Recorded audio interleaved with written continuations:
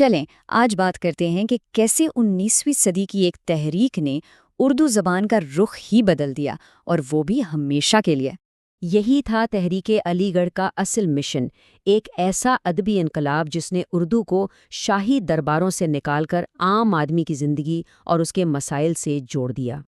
اچھا، اس انقلاب کی پوری اہمیت سمجھنے کے لیے پہلے یہ دیکھنا ہوگا کہ اس سے پہلے آخر چل کیا رہا تھا، اس وقت کا ادبی منظرنامہ تھا کیسا۔ تو دیکھیے، تحریک علی گڑھ سے پہلے اردو نثر بہت زیادہ سجی ہوئی، بہت مشکل ہوا کرتی تھی۔ خوبصورت تو تھی، لیکن الفاظ کا ایک ایسا پیچیدہ جال تھا کہ عام آدمی کے لیے اسے سمجھنا تقریباً ناممکن تھا۔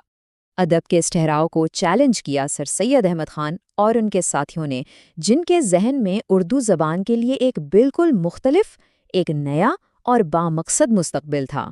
سر سید کا ماننا تھا کہ ادب صرف دل بہلانے کے لیے نہیں ہوتا، اسے زندگی کی حقیقتوں کو دکھانا چاہیے، ایک ایسا طاقتور ذریعہ بننا چاہیے جو معاشرے کو تعلیم دے سکے، اسے بہتر بنا سکے۔ اب اس ویژن کو حقیقت بنانے کے لیے تحریک نے سب سے پہلے اپنا ہدف بنایا نثر کو۔ مقصد یہ تھا کہ اسے بالکل سادہ، سیدھا اور بامقصد بنا دیا جائے۔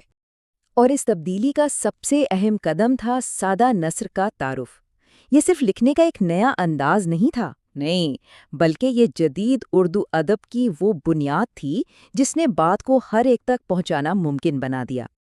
اور یہ نئی نثر صرف ایک انداز تک ہی محدود نہیں رہی، اس نے تو مضمون نگاری، سوانح نگاری اور تاریخ نویسی جیسی بالکل نئی ادبی قسموں کو جنم دیا۔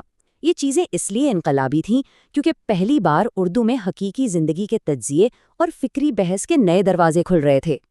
یہاں ہم صاف دیکھ سکتے ہیں کہ یہ کوئی ایک شخص نہیں کر رہا تھا، یہ ایک پوری ٹیم کی کوشش تھی۔ سر سید اس تحریک کی روح تھے، لیکن ان کے ساتھیوں جیسے حالی نے سوانح نگاری میں، شبلی نے تاریخ نویسی میں، اور نذیر احمد نے اردو کے پہلے ناول لکھ کر اس نئے ادب کی عمارت کو مضبوط کیا۔ اچھا، تو کہانی صرف نثر پر ہی ختم نہیں ہوئی، اس تحریک نے شاعری کے روایتی تصور کو بھی جڑ سے ہلا کر رکھ دیا۔ تحریک نے ایک بہت چپتا ہوا سوال اٹھایا، کیا شاعری کا کام صرف محبت اور حسن یعنی گلو بلبل کی کہانیاں سنانا ہی رہ گیا ہے؟ اس سوال کا جواب لے کر آئے مولانا الطاف حسین حالی۔ انہوں نے کہا، بالکل نہیں، شاعری کو معاشرے کا آئینہ ہونا چاہیے اور سماجی تبدیلی کا ایک طاقتور محرک بننا چاہیے۔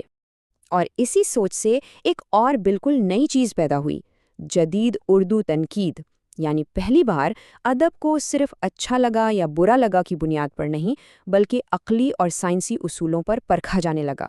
تو سوال یہ ہے کہ بھائی 19ویں صدی کی اس ادبی تحریک کی آج ہمارے لیے کیا اہمیت ہے؟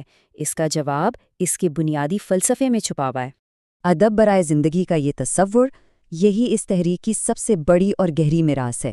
اسی نظریے نے اردو کو ایک ایسی جدید زبان بنایا جو سائنس، سیاست اور سماجی مسائل جیسے مشکل موضوعات پر بات کر سکتی ہے۔